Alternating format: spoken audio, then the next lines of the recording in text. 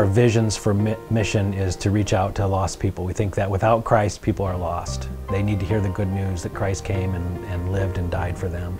We exist for those who are not here, and that has to be our primary goal at all times. This is a great place to work. It's a great place to serve.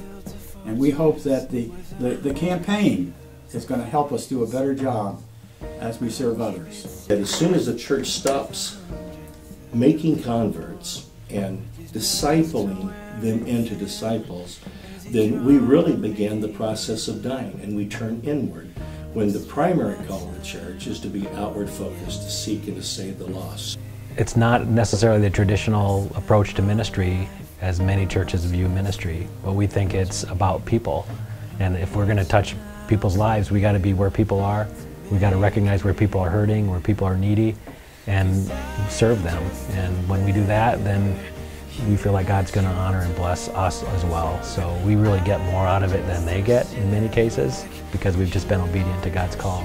The people here, what really makes this church so great. And it starts at the top with the pastors that preach and the sermons that they give, all the way down to the people that volunteer and the outreach efforts that we have. You know, Paul says if one of us hurt, we all hurt. If one of us rejoice, we all rejoice. But we are the body of Christ and individual members that God has placed in it as He's wanted it. What we hope with this new campaign is that we're going to be able to reach even more people. We are people who walk by faith, and Hebrews 11 talks about faith as being sure of what we hope for and certain of what we do not see. So we go to this whole project believing that God is going to accomplish what He wants to accomplish, and we trust Him for that.